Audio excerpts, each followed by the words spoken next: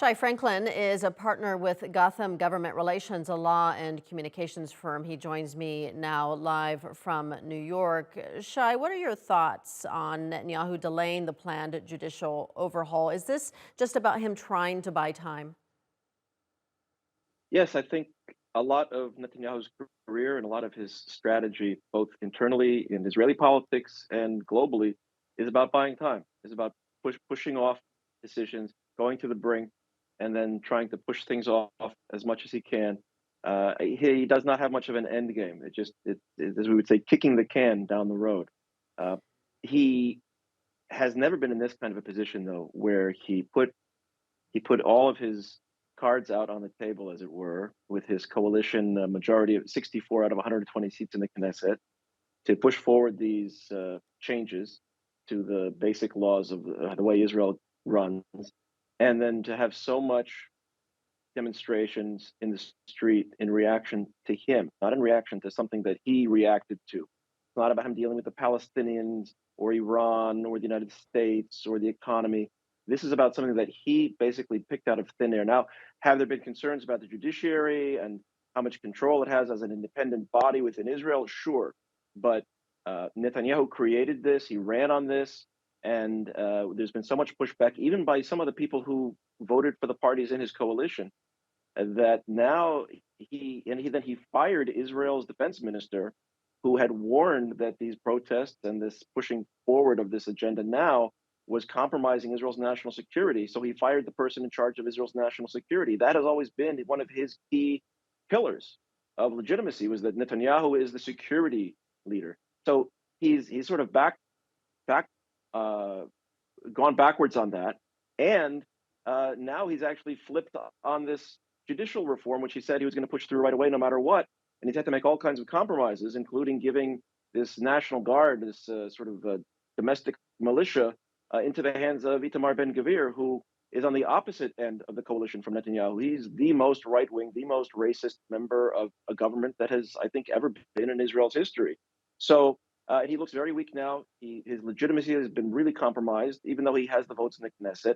He does not have what I would call public legitimacy. So it's very difficult for him, and it's going to be a very long Passover holiday.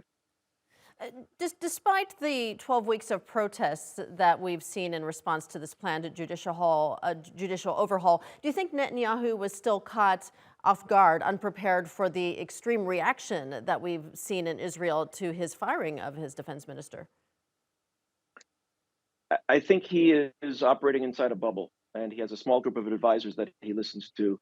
He has an inflated sense of his own expertise, whether it's about U.S. Israel relations and the American Jewish community, or it's about Israel security. He has spent most of his career as prime minister outranking generals who have many more years' experience than he does in commanding large armies and long-term strategies. He was a commando. That's great, but that's not the same as running the army or running the national security establishment. But he considers himself the expert on everything, and his son Yair, who is, I would say, unhinged in terms of his public comments. I can only imagine what he advises his father in private. He's one of his closest advisors. His wife is one of his closest advisors. There's nobody actually giving him a different perspective that he considers. So yeah, I think he was definitely caught off guard, and he really is in a weak position now, even though he still has a majority of the Knesset. He owes favors to everybody in his coalition now just for backing away from what he was trying to do. The opposition leader Yair Lapid called this the biggest crisis in the history of the country. Where do you think this could all lead? And is there an opportunity for fresh dialogue and possibly compromise? There's possibility for compromise, but Netanyahu has 64 votes in the Knesset for this, so he doesn't really need to compromise in terms of the actual political dynamic moving this forward. Legally, they can move it through the Knesset. Then it becomes a constitutional question.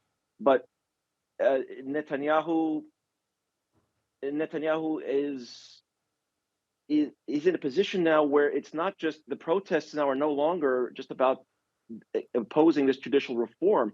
They have now created a momentum of their own. They've generated their own momentum that's now against Netanyahu for even trying to do what he was doing. And he said that what he was doing was the right thing, and he wasn't going to compromise. And now, if he's willing to compromise, he hasn't said he's willing to compromise. He said he's going to delay it to build more consensus around his ideas. I don't think he can really compromise it and maintain his coalition. And his number one goal over everything, whether it's getting the judiciary as he wants to see it, or dealing with Iran, or dealing with the Palestinian issue, his number one issue is remaining in power for as long as possible, today, tomorrow, and the next day. All right, we'll leave it there. Shai Franklin in New York. Thank you, Thank Shai. you.